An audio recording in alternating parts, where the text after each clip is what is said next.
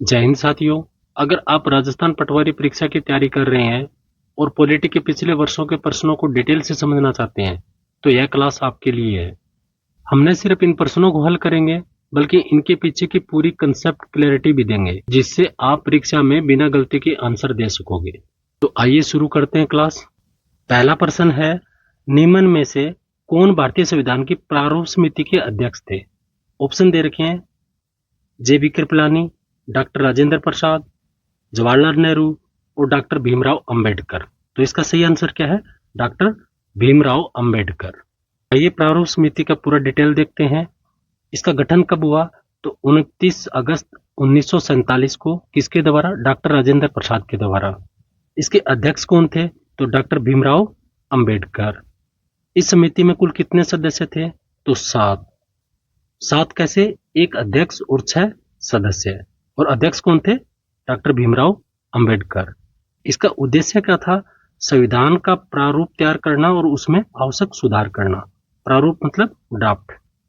4 नवंबर 1948 को संविधान का पहला मसौदा प्रस्तुत किया गया। 20 नवंबर 1949 को संविधान को अपनाया गया और 26 जनवरी 1950 को संविधान लागू किया गया। महत्व क्या है इसका? तो भारत में लोकतांत्रिक और गणतंत्रात्मक स्वरूप को परिभाषित करने में महत्वपूर्ण भूमिका निभाई। किसने? प्रारूप समिति ने। दूसरा प्रश्न है, निम्न घटनाओं का सही क्रम क्या है? तो इनको सही क्रम में सुमेलित करना है। पहली क्या दे रखी है? अंतरिम सरकार का गठन। दूसरा क्या दे रखा है? कैबिनेट मिशन का आगमन। तीसरा दे रखा है मुस्लिम लीग द्वारा सीधी कार्रवाई। चौथा दे रखा है जिन्ना द्वारा शिमला सम्मेलन को बर्बाद करना। इसमें सबसे पहले शिमला सम्मेलन आएगा, उसके बाद में कैबिनेट मिशन आएगा, उसके बाद में मुस्लिम लीग के द्वारा सीधी कार्रवाई आएगी और उसके बाद में क्या आएगा? अंतरिम सरकार का गठन। तो इसका ऑप्शन क्या होगा? 1। तो परीक्षा के लिए आपको सिर्फ 4 घटनाओं को क्रम सेट नहीं करना, आप कुछ और एक्स्ट्रा भी देखिए ताकि आने वाले पेपर में हो सकता है कि कुछ बदल के भी दे दे या फिर कोई आगे पीछे दूसरी आ जाए। तो इन घटनाओं का सही क्रम है 1945 से लेकर 47 तक की जितनी भी घटनाएं हैं वो एक जगह सेट कर दिया है। वेबल योजना ये कब आई? 1945 को। ये डेट आप याद कर लीजिए, 14 जून 1945। ये मैं यहाँ पर नहीं बोलूंगा, इसको 2 बार आप लिख के देखोगे तो एकदम टकाटक हो जाएगी। शिमला सम्मेलन 1945 में। कब? जून 25 से 14 जुलाई के बीच में। तीसरा है आम चुनाव। ये 2 तरीके से हुए थे, एक था केंद्रीय विधानसभा का चुनाव और दूसरा था प्रांतीय विधानसभा का चुनाव। तो केंद्रीय का पहला हुआ था दिसंबर 1945 में और जनवरी में हुआ था प्रांतियों का। उसके बाद में 4 नंबर पर है कैबिनेट मिशन। इसका गठन कब हुआ? 1946। उसके बाद है सीधी कार्रवाई दिवस। ये किसके द्वारा मनाया गया? तो मुस्लिम लीग के द्वारा। कब? 1946 में। अगला है अंतरिम सरकार का गठन। कब हुआ? 1946 को। कब? 2 सितंबर 1946। और किसके नेतृत्व में? जवाहरलाल नेहरू के नेतृत्व में। अगला पॉइंट है संविधान सभा का गठन कब हुआ? 1946 में। कब? 6 दिसंबर 1946। अगला पॉइंट है माउंटबेटन योजना, ये 1947 को आई। और अंतिम है भारतीय स्वतंत्रता अधिनियम 1947। तो 1945 से लेकर 47 के बीच ये 9 पॉइंट है जो क्रम से आपको याद करना चाहिए। 2 बार लिख के देखिए, याद हो जाएगा। तीसरा प्रश्न है, निम्न को मिलाइए। इस तरफ राष्ट्रपति दिया और इस तरफ इनका कार्यकाल दिया हुआ है। तो इनमें समय न गंवाते हुए डायरेक्ट इनका ऑप्शन देखते हैं, क्योंकि ये बार बार बदल के आते हैं, कभी सेम नहीं आते हैं। ये देखिए, डॉक्टर जाकिर हुसैन, इनका कार्यकाल कब था? 1967 से 1969। उसके बाद में आर वेंकटरमन, इनका था 1987 से 92। डॉक्टर एपीजे अब्दुल कलाम, इनका 2002 से 2007 के बीच। चौथा प्रश्न देखिए, डैश द्वारा भारतीय संविधान में संपत्ति का अधिकार विलोपित कर दिया गया। कौन से संविधान संशोधन के द्वारा? ऑप्शन 4 है 71वें संविधान संशोधन अधिनियम, 44वें संविधान संशोधन अधिनियम और डी में दे रखा है 86वें संविधान संशोधन अधिनियम। तो इसका सही आंसर क्या है? बी, 44वें संविधान संशोधन अधिनियम द्वारा संपत्ति के अधिकार को एक विधिक अधिकार में बदल दिया, जो आर्टिकल 300A में दे दिया है। तो देखिए इसकी डिटेल। संपत्ति का अधिकार वर्तमान स्थिति क्या है? संपत्ति का अधिकार अनुच्छेद 300A के अंतर्गत अब एक विधिक अधिकार है। 5वां प्रश्न है, केंद्रीय मंत्री परिषद सामूहिक रूप से किसके प्रति उत्तरदायी होता है? प्रधानमंत्री के, लोकसभा के, राज्यसभा के और राष्ट्रपति। किसके? तो इसका आंसर आपको दिख ही रहा होगा, लोकसभा के प्रति होता है। आइए इसके डिटेल के माध्यम से प्रधानमंत्री और मंत्रिपरिषद को पूर्णतः जान लेते हैं, ताकि आने वाली परीक्षा में आपको कोई प्रश्न गलत ना हो। प्रधानमंत्री एवं मंत्रिपरिषद। अनुच्छेद 74। अनुच्छेद 74 में क्या दिया हुआ है? अनुच्छेद 74 के अनुसार राष्ट्रपति को उसके कार्यों को संपादन करने और सलाह देने हेतु एक मंत्रिपरिषद होती है, और जिसका प्रधान कौन होता है? प्रधानमंत्री। इसका अर्थ हुआ कि राष्ट्रपति को अपना कार्य संपन्न करने के लिए एक सलाहकारी मंत्रिपरिषद होती है, और उसका प्रधान कौन होता है? उसका प्रधान होता है प्रधानमंत्री। अनुच्छेद 75 देखिए। अनुच्छेद 75 के अनुसार प्रधानमंत्री की नियुक्ति राष्ट्रपति करेगा। अन्य मंत्रियों की नियुक्ति राष्ट्रपति के द्वारा प्रधानमंत्री की सलाह पर किया जाएगा। किसकी सलाह पर? प्रधानमंत्री की सलाह पर। इसमें नोट देखिए कि मंत्रिपरिषद की कुल संख्या कितनी हो सकती है। तो मंत्रिपरिषद में मंत्रियों की कुल संख्या प्रधानमंत्री को शामिल करते हुए लोकसभा के कुल सदस्यों की संख्या के 15% से अधिक नहीं होनी चाहिए, और ये 91वें संविधान संशोधन अधिनियम 2003 के द्वारा निर्धारित किया गया। क्या निर्धारित किया गया? कि प्रधानमंत्री को शामिल करते हुए लोकसभा की कुल वैकेंसी का 15% से अधिक मंत्रिपरिषद नहीं होना चाहिए। देखिए अनुच्छेद 75(2). इसके अनुसार मंत्री राष्ट्रपति के प्रसाद पर्यंत पद धारण करेंगे। अनुच्छेद 75(3) में क्या दिया है? इसके अनुसार मंत्रिपरिषद लोकसभा के प्रति, किसके प्रति? लोकसभा के प्रति सामूहिक रूप से उत्तरदायी होंगे। और मंत्री 3 प्रकार के होते हैं। कौन कौन से? कैबिनेट मंत्री, राज्य मंत्री, उप मंत्री। प्रधानमंत्री और कैबिनेट मंत्री मिलकर क्या बनाते हैं? मंत्रिमंडल बनाते हैं। ऐसे प्रश्न स्टेटमेंट में कभी कभी आ जाते हैं कि मंत्रिमंडल में कौन कौन शामिल होता है, तो प्रधानमंत्री और कैबिनेट मंत्री को मिला के क्या बनता है? मंत्रिमंडल बनता है। और कैबिनेट मंत्री क्या होता है? विभाग के अध्यक्ष होता है। कोई भी डिपार्टमेंट है उसका हेड होता है। छठा प्रश्न है, नीचे दिए गए 2 स्टेटमेंट को अभिकथन ए और तर्क आर के रूप में चिन्हित किया गया है। दोनों स्टेटमेंट के संदर्भ में निम्न में कौन सा कथन सत्य है? जहां भी सत्य और असत्य हो ना, उसको ऐसे कर लिया करो पेपर में। आपके गलत होने के चांसेस कम हो जाते हैं, क्योंकि पेपर का प्रेशर में हम असत्य और सत्य को भूल जाते हैं। पहला स्टेटमेंट क्या है? भारत में न्यायपालिका कार्यपालिका से स्वतंत्र है। ये बात तो बिल्कुल सही है। और इसका तर्क क्या दिया है? न्यायपालिका सरकार का पक्ष लेती है और इसकी योजनाओं के कार्यान्वयन में सहायता करती है। नहीं, ये बात क्या है? गलत है। न्यायपालिका निष्पक्ष एवं स्वतंत्र है। तो इसका क्या है? ऑप्शन 1 तो सही है और बी क्या इसका? गलत है। तो ये देखो इसमें कहां दे रखा होगा? इसमें डी में दे रखा है ए सत्य है परंतु आर असत्य है। इसका आंसर क्या होगा? डी। इसका एक्सप्लेनेशन देखिए, भारत में न्यायपालिका कार्यपालिका से स्वतंत्र है, अर्थात सरकार न्यायपालिका कार्यों में हस्तक्षेप नहीं करती। आइए 7वें प्रश्न पर। भारतीय संविधान के अनुच्छेद 338 ए अनुसूचित जनजातियों के लिए राष्ट्रीय आयोग अंत स्थापित करता है। किस संविधान संशोधन के द्वारा किया गया? 89वें, 102वें, 104वें और 105वें। तो इसका ऑप्शन आपका आंसर दिख ही रहा है। तो 89वें संविधान संशोधन 2003 के द्वारा। तो देखो अनुच्छेद 338 के 3 भाग हैं। 338 में क्या है? राष्ट्रीय अनुसूचित जाति आयोग। 38A में क्या है? राष्ट्रीय अनुसूचित जनजाति आयोग। और 338B में क्या है? राष्ट्रीय पिछड़ा वर्ग आयोग, ओबीसी। तो 338 को यहीं कंप्लीट कर लीजिए ताकि कभी परीक्षा में पूछे तो आप सही कर सके। 8वां प्रश्न क्या है? भारतीय संविधान का निम्नलिखित में से कौन सा अनुच्छेद राज्यपाल की कार्यपालक शक्तियों से संबंधित है? अनुच्छेद 158, अनुच्छेद 142, अनुच्छेद 154, अनुच्छेद 171। तो कौन सा है? अनुच्छेद 154। आइए व्याख्या में राज्यपाल के सभी अनुच्छेद देख लेते हैं। अनुच्छेद 153 से लेके 162 तक किस अनुच्छेद में क्या बताया गया? तो राज्यपाल से संबंधित बातें बताई गई है। और ये 153 से 162 किसके अंदर आता है? तो भाग 6 के अंदर आता है। कभी कभी ऐसा भी पूछा जा सकता है कि राज्यपाल निम्न में से किस भाग के अंतर्गत आता है? तो भाग 6 में उसकी पूरी डिटेल दी हुई है। 153 में क्या है? राज्यों के लिए राज्यपाल होगा। 154 में क्या है? राज्यपाल की कार्यपालिका शक्ति, यह राज्यपाल है। अनुच्छेद 155 में क्या है? नियुक्ति, किसकी नियुक्ति? राज्यपाल की। 157 में राज्यपाल की योग्यता। 161 में राज्यपाल की क्षमादान शक्ति, जिसमें माफी हो गया, दंड कम भी कर सकते हैं, स्थगित भी कर सकते हैं, ऐसा कुछ। राज्यपाल के अनुच्छेद में सबसे महत्वपूर्ण में से एक है अनुच्छेद 213। इसके द्वारा राज्यपाल क्या करते हैं, अध्यादेश जारी करने की शक्ति है उनको। इसके द्वारा ही राज्यपाल अध्यादेश जारी करते हैं। और राज्यपाल की नियुक्ति कौन करते हैं, तो राष्ट्रपति। और उनको शपथ कौन दिलाते हैं, तो संबंधित राज्य के उच्च न्यायालय के मुख्य न्यायाधीश। जिस भी राज्य के राज्यपाल नियुक्त होंगे उस राज्य के उच्च न्यायालय के मुख्य न्यायाधीश ही उनको शपथ दिलाते हैं।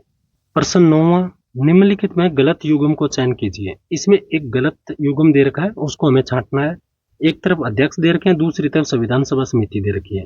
संघ संविधान समिति, इसके सामने दे रखा है जवाहरलाल नेहरू, बिल्कुल सही बात। प्रांतीय संविधान समिति, सरदार वल्लभ भाई पटेल, बिल्कुल सही बात। प्रारूप समिति, डॉक्टर राजेंद्र प्रसाद, नहीं, ये गलत है। प्रारूप समिति के अध्यक्ष डॉक्टर भीमराव अंबेडकर थे। मौलिक अधिकार की उप समिति जे.बी. कृपलानी, ये भी बात सही है। तो संघ संविधान समिति के अध्यक्ष जवाहरलाल नेहरू, प्रांतीय संविधान समिति के अध्यक्ष सरदार वल्लभ भाई पटेल, प्रारूप समिति के अध्यक्ष डॉक्टर भीमराव अंबेडकर, संचालन समिति के अध्यक्ष डॉक्टर राजेंद्र प्रसाद। मौलिक अधिकार की उप समिति थी, उसके अध्यक्ष कौन थे, जे.बी. कृपलानी। 10वां प्रश्न है, आईएनए के युद्ध बंदियों पर मुकदमा चला। ये आईएनए क्या है, इंडियन नेशनल आर्मी, जो 1943 में कैप्टन मोहन सिंह ने इसको गठित किया था। उसके बाद इसका पुनर्गठन सुभाष चंद्र बोस ने किया था, तो वही आईएनए है। ये मुकदमा कहां चला था, संसद दिल्ली में। दूसरा दिया गवर्नर जनरल हाउस दिल्ली में। तीसरा 30 हजारी अदालत दिल्ली में। और चौथा लाल किला दिल्ली में। तो इसका सही आंसर क्या है, दिल्ली के लाल किला में। आईएनए मुकदमे की डिटेल जानते हैं। इसकी पृष्ठभूमि क्या थी, तो 1945 में जापान की हार के बाद ब्रिटिश सेना ने आईएनए के सैनिकों को युद्धबंदी बना लिया। युद्धबंदी बनाकर मुकदमा कब चला, तो नवंबर 1945 में। कहां पर, लाल किला दिल्ली में। और परिणाम क्या रहा इसका, तो भारी विरोध एवं जनसभाओं को देखते हुए ब्रिटिश सरकार ने अभियुक्तों को रिहा कर दिया। नोट, पहला मुकदमा किस पर चला, कर्नल प्रेम सहगल, कर्नल गुरबख्श सिंह ढिल्लो और मेजर जनरल शाहनवाज खान। आइए 11वां प्रश्न देखते हैं। राष्ट्रपति के निर्वाचन मंडल में शामिल होता है कौन कौन। ऑप्शन ए में दे रखा केवल लोकसभा के सदस्य है। ऑप्शन बी में केवल राज्य विधानमंडलों के सदस्य है। ऑप्शन सी में दे रखा है सदन के दोनों सदनों के चुने हुए सदस्य एवं राज्य विधानसभाओं के चुने हुए सदस्य है। और ऑप्शन डी में दे रखा है संसद के सदस्य और उपराष्ट्रपति। तो इसका सही आंसर क्या है, ऑप्शन सी, सदन के दोनों सदनों में चुने हुए सदस्य है। और विधानसभाओं में जो भी चुने हुए सदस्य होंगे वो शामिल होंगे। सब चुने हुए सदस्य होंगे जो वोट डालेंगे। आइए थोड़ा डिटेल देखते हैं राष्ट्रपति चुनाव के। राष्ट्रपति चुनाव का आनुपातिक प्रतिनिधित्व के अनुसार एकल सकर्मणीय मत पद्धति के माध्यम से होता है। कौन से, ये थोड़ा सा लाइन एक बार लिख के देख लीजिए। एकल सकर्मणीय मत पद्धति के आधार पर चुनाव होता है। प्रश्न 12वां, भारतीय संविधान में मूल कर्तव्य जोड़े गए। कब जोड़े गए, 77वें संविधान संशोधन के द्वारा, 40वें संविधान संशोधन के द्वारा, 42वें संविधान संशोधन के द्वारा और 44वें संविधान संशोधन के द्वारा। तो इसका सही आंसर क्या है, 42वें संविधान संशोधन के द्वारा। और 42वां संविधान संशोधन कब हुआ, तो 1976। आइए मूल कर्तव्य की डिटेल देखते हैं। 42वां संविधान संशोधन 1976 के माध्यम से संविधान में जोड़ा गया। किसको, मूल कर्तव्य को। और 42वें संविधान संशोधन 1976 के द्वारा कहां जोड़ा गया, अनुच्छेद 51A में। और 51A किस भाग में है, तो भाग 4 में। और मूल कर्तव्य के लिए सिफारिश किसने की, तो एक समिति थी, सरदार स्वर्ण सिंह समिति द्वारा। प्रारंभ में मूल कर्तव्य 10 थे, लेकिन 86वें संविधान संशोधन 2002 के द्वारा 11वां मूल कर्तव्य जोड़ा गया। और इसका उद्देश्य क्या है मूल कर्तव्यों का, तो नागरिकों में देशभक्ति और राष्ट्रीय एकता की भावना को बढ़ावा देना। 13वां प्रश्न है, निम्न में प्रथम लोकसभा अध्यक्ष कौन थे। ऑप्शन ए में जीवी मालवंकर, ऑप्शन बी में बलीराम भगत, ऑप्शन सी में सरदार हुकुम सिंह और ऑप्शन डी में नीलम संजीव रेड्डी। तो इसका सही आंसर क्या है, जीवी मावलंकर। और वर्तमान में कौन है, तो ओम बिड़ला। आइए 14वां प्रश्न देखते हैं। भारतीय संविधान का निम्न में से कौन सा अनुच्छेद लोक सेवा आयोग से संबंधित है। लोक सेवा आयोग मतलब यूपीएससी। अनुच्छेद 105, अनुच्छेद 315, अनुच्छेद 325, अनुच्छेद 226। तो इसका सही आंसर क्या है, अनुच्छेद 315। ऑप्शन में 4 अनुच्छेद दिए हुए थे, चारों को देखते हैं एक एक करके। अनुच्छेद 105, इसमें क्या दिया हुआ है? संसद के दोनों सदनों के सदस्यों की शक्तियां और विशेषाधिकार। और सांसदों को ये शक्तियां और विशेष अधिकार क्यों दिया गया? क्योंकि यह अनुच्छेद सांसदों को स्वतंत्र एवं निर्भीक होकर कार्य करने के लिए सुविधा देता है। कौन सा? 105। अनुच्छेद 226, उच्च न्यायालय को यह अधिकार देता है कि वह किसी भी व्यक्ति या संस्थान के खिलाफ रिट जारी कर सकता है। और ये रिट 5 प्रकार की होती है। जब हम शॉर्ट नोट्स की रिवीजन क्लासेज करेंगे, उसमें जब पॉलिटी पढ़ाएंगे, तब इन 5 रिटों के बारे में थोड़ा थोड़ा बता देंगे, क्योंकि यहाँ पर बहुत लंबा हो जाएगा। अनुच्छेद 315 में क्या दे रखा है? संघ एवं राज्यों के लिए लोक सेवा आयोग का प्रावधान किया गया है। और ये किस में आता है? भाग 14 में। 325, इसका विषय क्या है? एकल आम मतदाता सूची। मतलब संसद और राज्य विधानमंडलों के जो दोनों के हैं, उनकी एक ही मतदाता सूची होगी। चुनाव के लिए अलग अलग सूची नहीं बनाई जाएगी। और अनुच्छेद 325 का उद्देश्य क्या है? मतदान के अधिकार में कोई भेदभाव ना हो। आइए 15वां प्रश्न पढ़ते हैं। नीचे दिए गए 2 स्टेटमेंट को अभिकथन ए और तर्क आर के रूप में चिन्हित किया गया। दोनों स्टेटमेंट के संदर्भ में निम्न में कौन सा कथन क्या है? सत्य है। ए में दिया गया है, भारतीय संविधान निकट रूप से ब्रिटिश संसदीय मॉडल का अनुसरण करता है। और इसका तर्क दिया है, भारत में संसद के ऊपरी सदन में के पास न्यायिक शक्तियां हैं। तो इसमें ऑप्शन ए सही है और आर इसमें गलत है। तो इसका कौन सा हो जाएगा? ऑप्शन ए इसका सही आंसर है। आइए प्रश्न 16वां देखते हैं। निम्न में से किसे संविधान सभा द्वारा इसके स्थायी अध्यक्ष के रूप में चुना गया? ऑप्शन ए में doctor Bhimrao Ambedkar, option B में महात्मा गांधी, सी में डॉक्टर राजेंद्र प्रसाद और डी में सरदार वल्लभ भाई पटेल। तो इसका सही आंसर क्या है? ऑप्शन सी, डॉक्टर राजेंद्र प्रसाद। आइए संविधान सभा के बारे में पूर्णतः जानते हैं। इसकी स्थापना कब हुई? तो 6 दिसंबर 1946 को। इसकी पहली बैठक कब हुई? 9 दिसंबर 1946 को।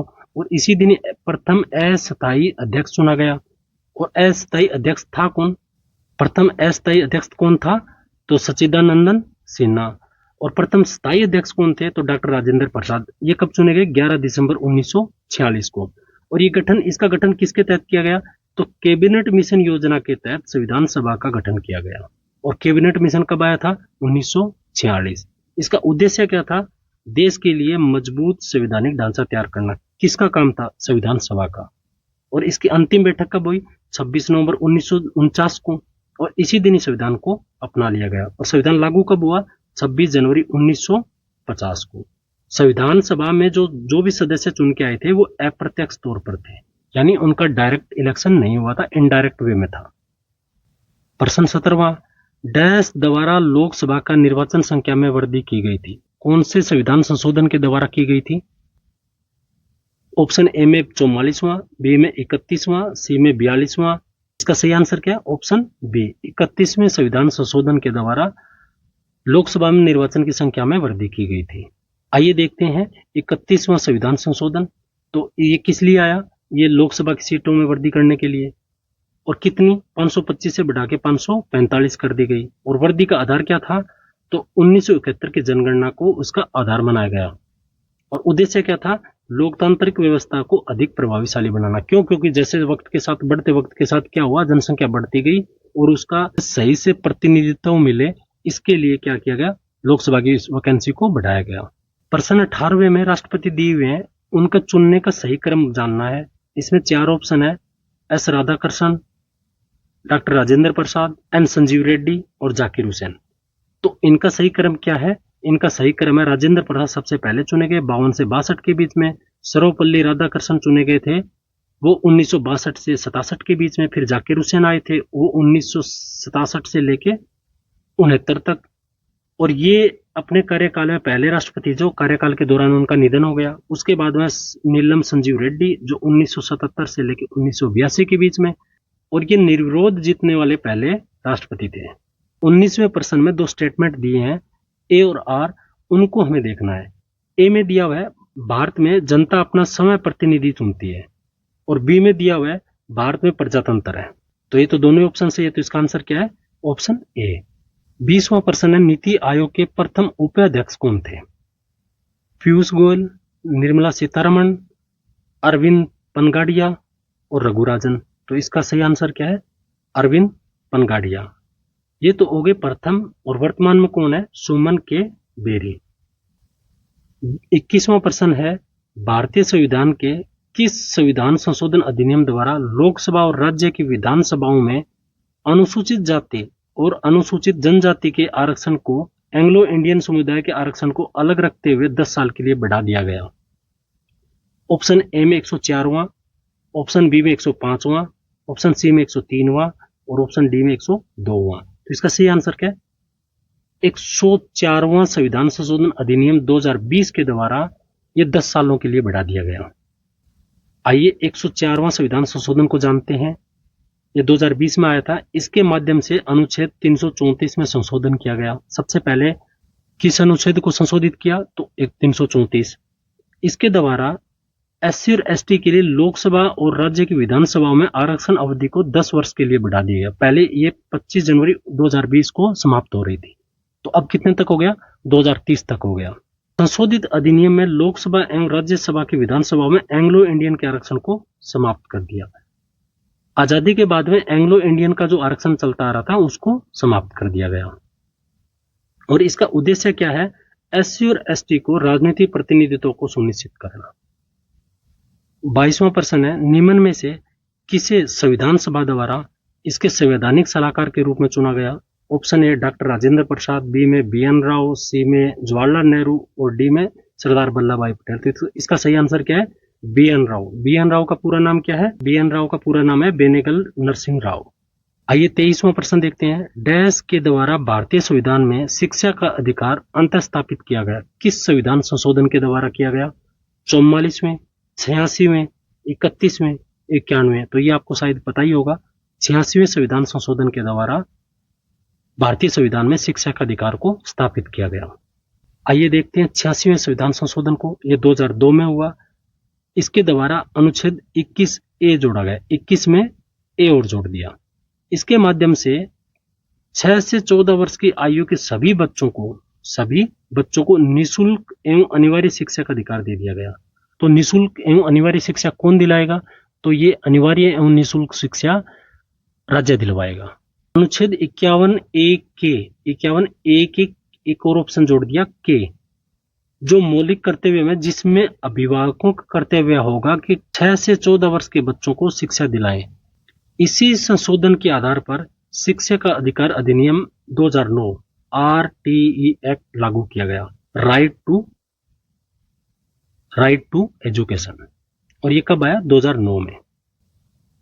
24वें प्रश्न में भारत के उपराष्ट्रपति दे रखे हैं, उनका सही क्रम बताना कि कौन पहले बना कौन बाद में बना। डॉक्टर जाकिर हुसैन, VV गिरी, KR नारायण और डॉक्टर BD जत्ती। इनका हम जाके सीधा क्रम ही देख लेते हैं। सबसे पहले डॉक्टर जाकिर हुसैन 62 से 67, उसके बाद VV गिरी 67 से 69, उसके बाद में डॉक्टर BD जत्ती ये 1974 से 79 और उसके बाद में KR नारायण 1992 से 97। 25वां प्रश्न दिया हुआ है, निम्न में से कौन भारतीय रक्षा सेवा से संबंधित सभी मामलों के लिए प्रत्यक्ष रूप से संसद के प्रति उत्तरदायी है? तो इसमें ऑप्शन दे रखा है राष्ट्रपति, प्रधानमंत्री, राजनीतिक मामलों के कैबिनेट समिति और रक्षा मंत्री। तो रक्षा सेवाओं से संबंधित मामलों के डायरेक्ट कौन संसद में प्रति उत्तरदायी है? तो रक्षा मंत्री। ऑप्शन डी इसका सही आंसर है। 26वां प्रश्न देखते हैं। भारतीय संविधान में अनुच्छेद 338B पिछड़े वर्गों के लिए राष्ट्रीय आयोग अंत स्थापित किया गया है। प्रश्न का मतलब है कि 338B में OBC के लिए जो एक राष्ट्रीय आयोग बना है, किस संविधान संशोधन अधिनियम के द्वारा बना गया?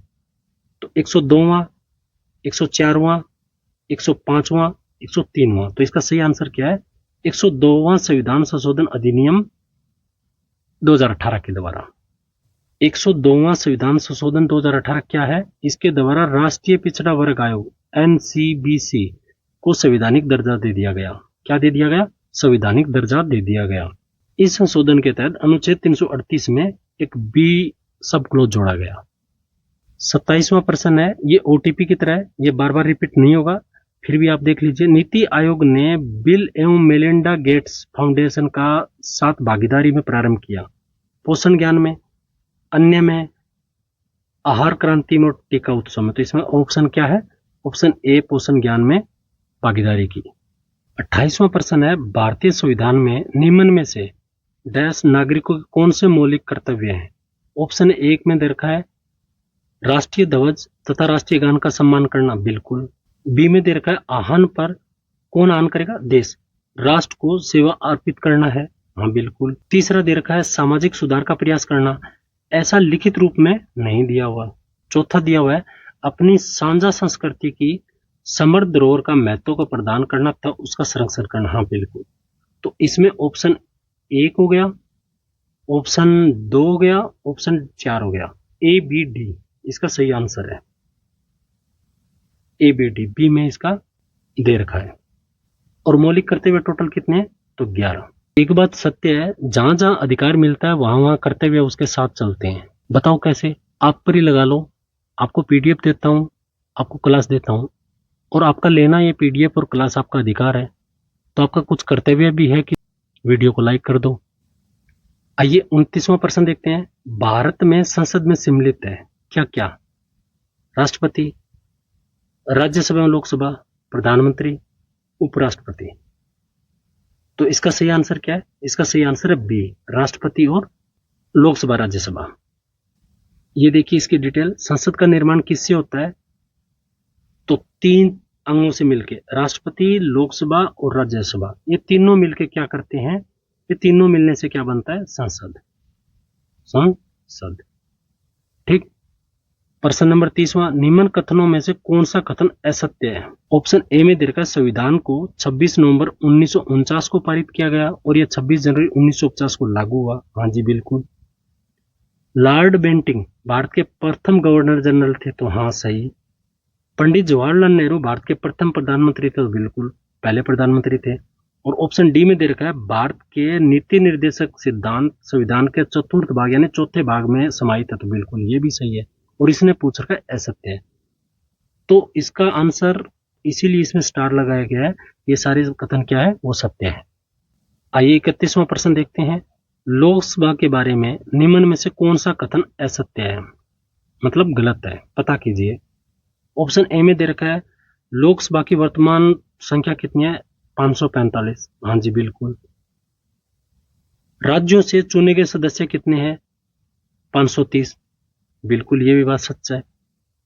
केंद्र शासित प्रदेशों से चुने गए सदस्य कितने, 13, हाँ ये भी बात सही है। चौथे में दिए गए एंग्लो इंडियन चुने गए सदस्य 2 हैं, ये कभी होते थे, अब इसको हटा दिया गया, तो ऑप्शन डी क्या इसका असत्य है। ये देखो इस चार्ट के माध्यम से आप बहुत अच्छे से समझ सकते हैं कि लोकसभा है, इसमें अधिकतम संख्या कितनी हो सकती है, तो 552, और वर्तमान में कितनी है, 545। 545 में 543 है वो चुनकर आते हैं, और 2 हैं वो पहले एंग्लो इंडियन के आते थे, अब उनको हटा दिया गया है। अब फोकस कीजिए 543 पर। 543 में 530 है वो राज्यों से चुन के आते हैं और 13 है वो केंद्र शासित प्रदेशों से। केंद्र शासित प्रदेशों में 2 ही केंद्र शासित प्रदेश ऐसे हैं जिनसे सदस्य चुन के आते, तो कौन है, एक दिल्ली और दूसरी पुदुचेरी। इसका आप स्क्रीनशॉट ले लीजिए, वैसे आपको पीडीएफ मिल जाएगी टेलीग्राम ग्रुप से। 32वां प्रश्न दे रखा है ग्राम स्तर पर प्रतिनिधिक प्रजातंत्र जिसके द्वारा लागू किया गया वह है क्या है, ग्राम सभा, पंचायत, सरपंच, पंच। तो इसका क्या है, ग्राम सभा। इसका डिटेल पॉलिटी की जो शॉर्ट नोट्स की क्लास बनेगी उसी में पढ़ाएंगे, नहीं तो ये कम से कम 2 या 3 पेज में आएगा। 25वां प्रश्न है भारतीय संविधान के इतिहास में सबसे विवादास्पद संविधान संशोधन कौन सा था, 42वां, 76वां, 79वां, 89वां। तो क्या है, 42वां। इसे मिनी संविधान भी कहा जाता है, क्यों, क्योंकि इस संविधान में मूल ढांचे को प्रभावित किया था। दूसरा यह था कि आपातकाल के दौरान लागू किया गया था। तीसरी बात यह थी कि इसको सरकार को और अधिक शक्तिशाली बना दिया गया था। चौथी इसमें महत्वपूर्ण बात यह थी कि संविधान संशोधन को न्यायिक जांच से बाहर कर दिया गया था। तो ये 4 बातें थी जो काफी विवादास्पद थी। और इसमें क्या क्या बदलाव किया गया, तो इसमें 3 शब्द जोड़े गए थे, पहला समाजवादी, दूसरा पंथ निरपेक्ष, तीसरा अखंडता। और ये कहां जोड़े, ये प्रस्तावना में। कितने शब्द थे, 3। और 1942 के संविधान संशोधन के माध्यम से ही मूल कर्तव्य जोड़े गए थे। और मौलिक कर्तव्य किस में जोड़े गए थे, तो 51A में। 34वां प्रश्न है किस संविधान संशोधन ने भारत में प्राथमिक शिक्षा को मौलिक अधिकार बना दिया। तो ये पहले भी रिपीट कर गया है, तो 86वां इसका आंसर है। और इसने क्या कर दिया, शिक्षा के अधिकार को मौलिक अधिकार बना दिया। 30वां प्रश्न है इन कथनों में एक असत्य है वो छांटना है। पहले ऑप्शन में दे रखा है भारतीय संविधान में मई 2015 तक 100 संविधान संशोधन हो गए। ये पेपर तो शायद 2015 का था, तो इसलिए उसी के कारण ये करंट का न्यूज रहा होगा। तो हाँ, बिल्कुल 100 संविधान संशोधन उस समय हो गए थे। 7वें संविधान संशोधन 1956 से अप्रैल 2015 तक भारत के क्षेत्राधिकार में 29 राज्य और 7 केंद्र शासित प्रदेश थे। तो ये उस समय की बात थी, उस संदर्भ में ये बात सही है। सी में दिया गुजरात की राजधानी गांधीनगर है, तो हाँ बिल्कुल है। गंगटोक की राजधानी सिक्किम है, नहीं ये गलत है। सिक्किम की राजधानी क्या है? गंगटोक है। इसका आंसर क्या सही हो गया? डी। ये क्या है? असत्य है। सिक्किम की राजधानी क्या है? गंगटोक। गुजरात की गांधीनगर, असम की दिसपुर, मेघालय की शिलांग, त्रिपुरा की अगरतला। त्रिपुरा की कई बार पूछ लेते हैं, तो आप देख लीजिए अगरतला। वर्तमान में कुल राज्य कितने? 28 और केंद्र शासित प्रदेश कितने? 8। ये हमने देख लिया, गुजरात की राजधानी गांधीनगर और सिक्किम की राजधानी गंगटोक। 36वां प्रश्न है, संविधान का 73वां संशोधन अधिनियम 1992 देश के पंचायतों की त्रिस्तरीय प्रणाली की परिकल्पना करता है। निम्न में से कौन सा प्रावधान करता है? कौन कौन से इसमें दे रखे वो प्रावधान है? तो ऑप्शन ए में दे रखा जिला नियोजन समिति का गठन, हाँ बिल्कुल। बी में दे रखा राज्य चुनाव आयोग का गठन, बिल्कुल। तीसरे में दे रखा पंचायतों की वित्तीय स्थिति की समीक्षा के लिए वित्त आयोग की नियुक्ति, हाँ जी बिल्कुल। तो इसमें क्या हो गए? तीनों ऑप्शन सही है। किसमें दिया हुआ है? डी में, ए बी सी तीनों सही। प्रश्न 37वां, पंचायती राज व्यवस्था है क्या है? स्थानीय शासन की, स्थानीय प्रशासन की, स्थानीय स्वशासन की और ग्रामीण स्थानीय शासन की। तो इसका सही आंसर क्या है? स्थानीय स्वशासन की। स्वशासन मतलब खुद का शासन। 38वां प्रश्न है, निम्न में एक असत्य है, उसका पता करना है। सरपंच ग्राम सभा की बैठक बुलाने के लिए उत्तरदायी है, बिल्कुल हाँ है। सरपंच ही ग्राम सभा की बैठक बुलाता है। बी में देखा ग्राम सेवक पंचायत के अभिलेखों के संधारण को उत्तरदायी है, तो हाँ है। ऑप्शन सी में देखा सरपंच पंचायत कर्मियों पर प्रशासनिक पर्यवेक्षण एवं नियंत्रण रखता है, तो ये बात गलत है। इसके लिए एक प्रशासनिक बॉडी होती है, जो सरकारी विभाग होते हैं वही देखते हैं। ऑप्शन डी में दे रखा है सरपंच राज्य सरकार को प्रतिवेदन एवं अभिलेख उपलब्ध कराता है, तो हाँ ये भी बात सही है। तो ऑप्शन सी इसका क्या हो गया? सही हो गया। क्या है ये गलत है। 39वां प्रश्न देखते हैं, भारत में सबसे बड़ा विधि अधिकारी कौन है? महान्यायवादी, महाधिवक्ता, न्याय अभिकर्ता, विधि विभाग का महासचिव। तो इसका सही आंसर क्या है? महान्यायवादी। और महान्यायवादी का अनुच्छेद किस में दिया हुआ है? अनुच्छेद 76 में। और वर्तमान में महान्यायवादी कौन है? तो आर वेंकटरमणि। 40वां प्रश्न है, एक राज्य के राज्यपाल के संदर्भ में निम्न कथनों में कौन सा कथन सही है? ऑप्शन ए में देखा राज्य की कार्यपालिका की शक्तियां इसमें निहित होती है, तो बिल्कुल होती है। बी में देखा इसकी उम्र 35 वर्ष पूर्ण होनी चाहिए, मतलब 35 वर्ष का होना चाहिए, तो हाँ बिल्कुल। तीसरे में देखा यह अपने पद पर राष्ट्रपति की मर्जी पर ही बने रहते हैं, यानी प्रसाद पर्यंत होते हैं, तो हाँ बिल्कुल सही बात।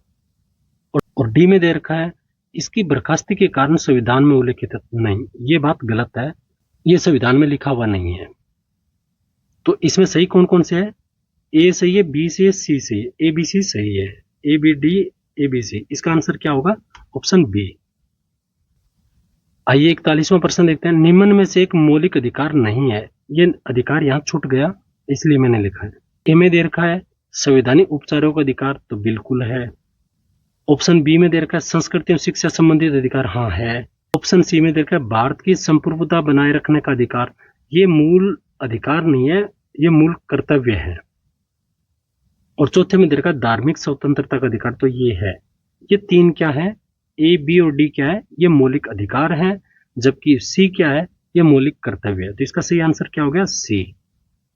तो ये थी हमारी कंप्लीट पॉलिटी पीवाईक्यू की क्लास। हमने देखा कि पिछली परीक्षा में किस तरह के प्रश्न पूछे गए और इन प्रश्नों को कैसे सोल्व करना है या कैसे पढ़ना है, ताकि आने वाले एग्जाम में अच्छा परफॉर्मेंस कर सके। प्रत्येक प्रश्न के प्रत्येक ऑप्शन को हमने काफी उसको खोल के एक्सप्लेनेशन किया है, ताकि हमें ज्यादा से ज्यादा इंफॉर्मेशन मिले। कोशिश की गई है कि पूरे पॉलिटी के जो सिलेबस है उसके अंदर से निकला जाए। अगर ये क्लास आपको उपयोगी लगी तो वीडियो को लाइक करें। और कोई राय है या आपका कोई महत्वपूर्ण सुझाव विषय या टॉपिक के बारे में है तो उसके लिए आप कमेंट करें, हमें बताएं। ऐसे बेहतरीन कंटेंट के लिए चैनल को सब्सक्राइब करें और बेल आइकन को दबा के रखिए, ताकि आपको नई वीडियो की नोटिफिकेशन तुरंत मिल जाए। तो मिलते हैं जल्दी अगली क्लास के साथ, तब तक के लिए जय हिंद, जय भारत।